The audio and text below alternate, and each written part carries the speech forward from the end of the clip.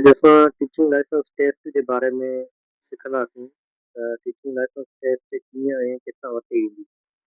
अचो त ॾिसूं। टीचिंग लाइसेंस जी टेस्ट जेका आहे उहा ॿिनि पोर्शन ते मुश्तमिल आहे। हुन में हिकिड़ो आहे CRQ ऐं ॿिया आहिनि MCQ।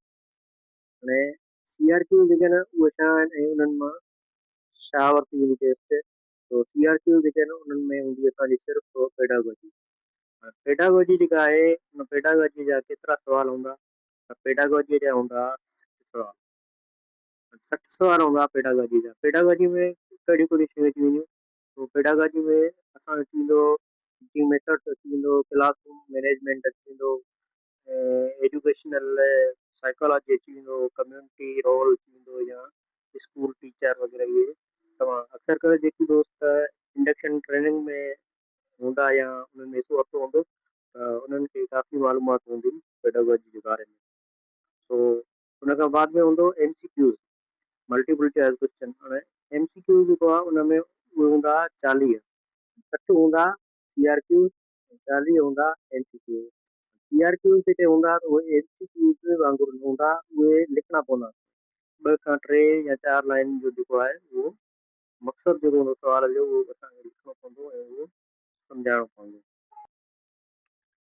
CRQ जेको आहे हुन में पेडागोजी हूंदी ऐं पेडागोजी जा 60 जेके आहिनि उहे सुवाल हूंदा जेके असांखे लिखणा पवंदा। उन खां पोइ MCQ हूंदा। MCQ जेके आहिनि उहे हूंदा 40, पर उहे किथां हूंदा, छा मां हूंदा, अचो त ॾिसूं।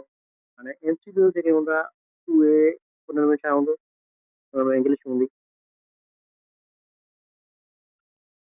हिकिड़ी, ऐं ॿी हुन में छा हूंदी, ॿी में साइंस हूंदी।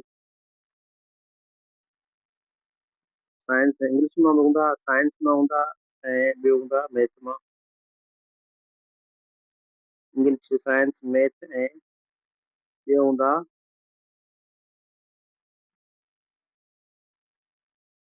Social studies. घणा थी विया? इंग्लिश, साइंस, मैथ ऐं सोशल स्टडीज़। 2 3 4 थी विया। अञा हिकिड़ो सब्जेक्ट हूंदो उहो आहे असांजो सिंधी। सिंधीअ वारा हूंदा उहे सिंधीअ मां ई कंदा ऐं जेके उर्दू वारा हूंदा उहे उर्दू मां कंदा। MCQ जेके हूंदा उहे हूंदा 5 सब्जेक्टनि मां, English, science, math, social study, Sindhi या उर्दू। हाणे इन मां इंग्लिश जेका आहे इंग्लिश जा 8 हूंदा ऐं साइंस जा 8 MCQ हूंदा, मैथ जा 8 हूंदा ऐं सोशल स्टडी जा 8 हूंदा ऐं सिंधी जा बि 8 हूंदा। हाणे इहे 8 पंजा 40 थी विया। 40 टोटल MCQ हूंदा।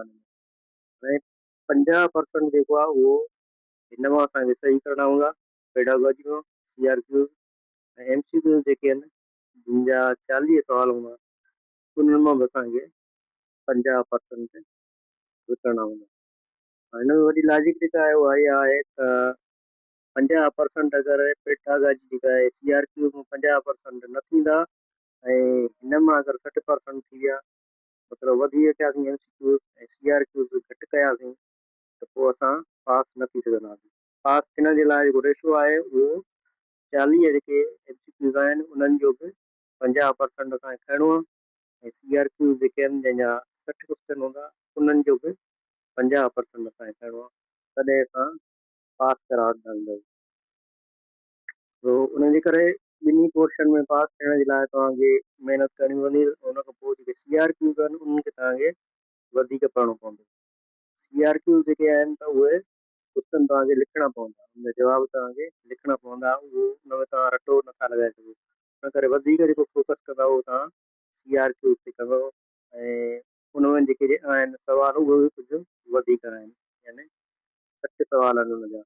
तंहिं करे CRQ सां वधि खां वधि पढ़ो, पेडागोजी जेका आहे उनखे पढ़ो, डीप में वञी पढ़ो। उन खां पोइ जेके MCQ आहिनि उहे तव्हां पढ़ी आया हूंदव त English, science, math, Urdu, Sindhi वग़ैरह उहो तव्हां जल्दी कवर करे सघो था। ऐं हुन जे लाइ तव्हांखे हाणे खां ई टेस्ट जी तयारी आहे उहा करणी पवंदी। जीअं तव्हां आसानी में टेस्ट जेका आहे क्वालिफाई करे सघो। MCQ जेके आहिनि उन में तव्हांजो कुझु रटो बि लॻी सघे थो, कुझु सुवाल माना सही थी सघनि था। बाक़ी जेको CRQs आहे त उहो तव्हांखे लाज़मी पढ़णो पवंदो। ऐं ॿी ॻाल्हि त हीअ जेको आहे सिलेबस तव्हांजो हूंदो 8वीं क्लास ताईं।